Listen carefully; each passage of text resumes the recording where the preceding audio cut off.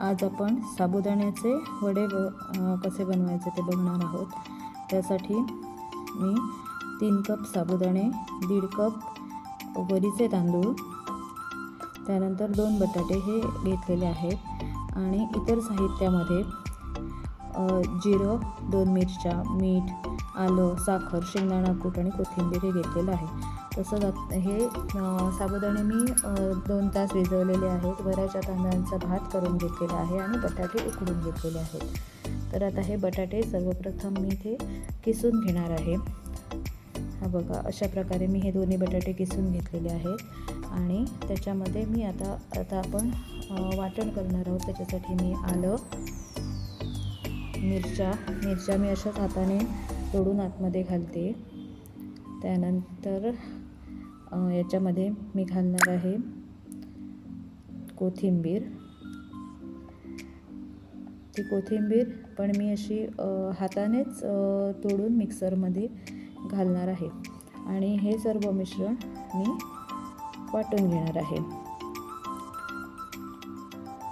हे बघा, असं मी हे मिश्रण वाटून घेतलेलं आहे आणि आता आपण हे भिजवलेले जे साबुदाणे आहेत त्याच्यामध्ये हा बटाट्याचा जो किस आहे तो आणि इतर सर्व साहित्य घालून घेणार आहोत।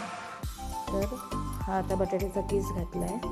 याच्यानंतर तो मी वऱ्याचा तांदूळ घेतलेला आहे, तो शिजवलेला भात करून वऱ्याच्या तांदळाचा घेतलेला आहे, तो पण मी इथे घालून घेतलेला आहे।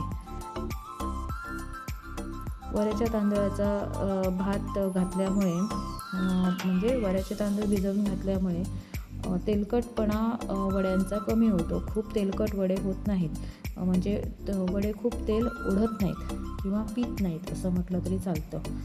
आणि त्याच्यामध्ये आता हे आपण कोथिंबीर आणि जे वाटण केलेलं आहे ते घातलेलं आहे। बरं, ह्या वाटणामध्ये सुद्धा तुम्हाला जर उपास असेल तर तुम्ही कोथिंबीर आलं खात नसाल तर ते तुम्ही नाही घातलं तरी चालू शकतं। मी आता हे उपासासाठी करत नाही आहे, त्याच्यामुळे मी कोथिंबीर आणि आलं त्याच्यामध्ये घातलेलं आहे। त्याशिवाय बाकीच्या पदार्थांमध्ये मीठ आपल्या चवीप्रमाणे आपण मीठ घालून घ्यायचं आहे। त्यानंतर जिरं पण तुम्ही तुमच्या आवडीप्रमाणे घालू शकता, जिरं घालून घ्यायचं आहे। त्यानंतर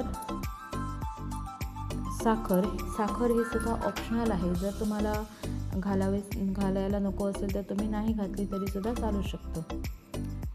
आणि सगळ्यात शेवटी शेंगदाण्याचं कूट। हे बघा, शेंगदाण्याचं कूट जरा जास्त घातलं तरी सुद्धा चालू शकतं। जर पित्त होत असेल कोणाला तर त्याच्यात तुम्ही थोडं शेंगदाण्याचं कूट कमी घातलं तरी चालेल। आणि आता हे सर्व मी व्यवस्थित मळून घेणार आहे।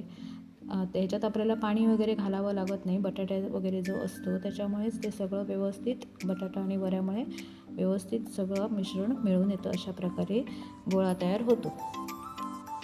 आता ह्या तयार गोळ्याचे आपल्याला ज्याप्रमाणे आकार पाहिजेत त्याच्याप्रमाणे आपण वडे करून घ्यायचे आहेत। आणि ह्या वड्यांसाठी तुम्हाला जर वाटलं तर तुम्ही वेगवेगळ्या प्रकारचे साचे जे बाजारात मिळतात ते तुम्ही वापरू शकता, पण मी इथे फक्त असे गोलच वडे करून घेतलेले आहेत। हे बघा, अशा प्रकारे हे मी वडे करून घेते। व्यवस्थित दाबून गोळा करून त्याचा गोलाकारामध्ये चपटा करून गोलाकार करून मग चपटा करायचा, की झालं।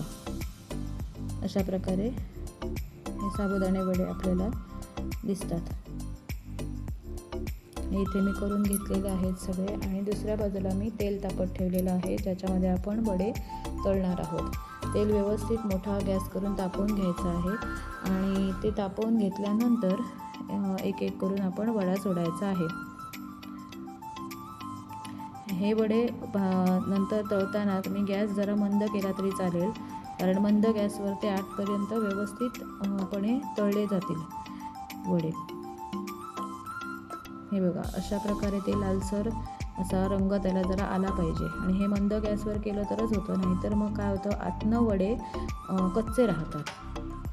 ते आतनंमधून कच्चे राहायला देता कामा नये, म्हणून हे असं आहे। अशा प्रकारे आपले हे वडे इथे तयार झालेले आहेत, ते तुम्ही दह्याबरोबर खाऊ शकता।